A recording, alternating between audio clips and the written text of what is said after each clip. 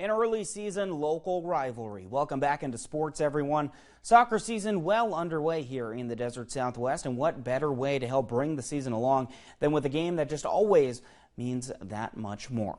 To Curly Colt Memorial Stadium, Crims looking for win number 1 on the year as they welcome in the Kofa Kings, who are looking to build off some of last season's success. We start in the second half. Kings up 4-2. Aaron Sullivan making a run, finds some space for a shot, but Jose Barrios using his leg for the save to keep it at a 2-goal deficit for the Crims. A bit later, Nolan Garcia getting this pass in the box, checked hard by Juan Galindo. Ref not a fan of it. Penalty called, and a chance for Kofa to really put this one out of reach.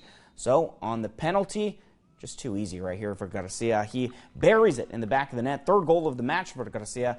Kings increased their lead to 3 goals now.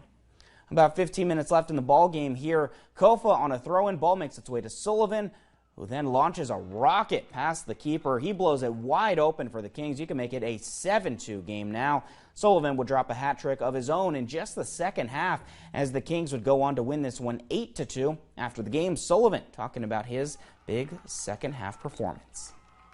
After the first half, my coach kind of gave us a nice talk. So after that, I kind of found my place in the first set of corner kicks, and then that first goal with my left foot kind of helped me enter the state I kind of needed. So Kofa will look to keep their perfect start going on Friday when they head on the road to face Crimson.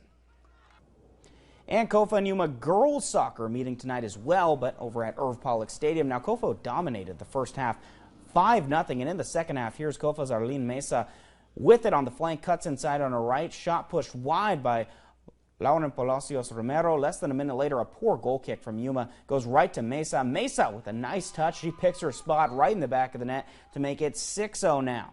A few minutes later, another poor pass from the Crims, and Kofa makes them pay. Yep, that is now a 7-0 lead. Moving on, Kofa on a throw-in here, up by 8. Mesa, the nice little flick move. She dances by a defender.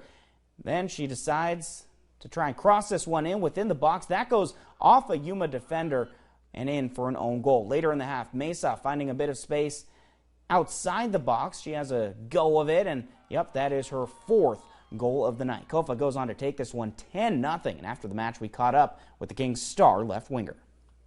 It felt good, honestly. It felt a lot better than the first half. First half I wasn't really doing well, but it's the support from the teammates too. From your teammates, they give me good balls and they motivate me to cheer me up. The first annual Girls Wrestling Jamboree was held today. It was organized by Yuma Catholic and held at Warrior Gym.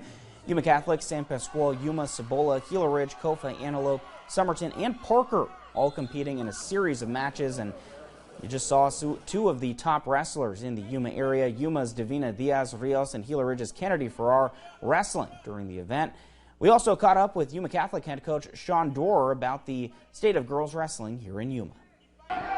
Girls wrestling is getting bigger and bigger by the day, and I'm really pushing for the girls wrestling. So, I mean, last year I had 2 girls, this year I have 5. So it's actually growing, and for all the schools here in Yuma, it's a huge growing thing.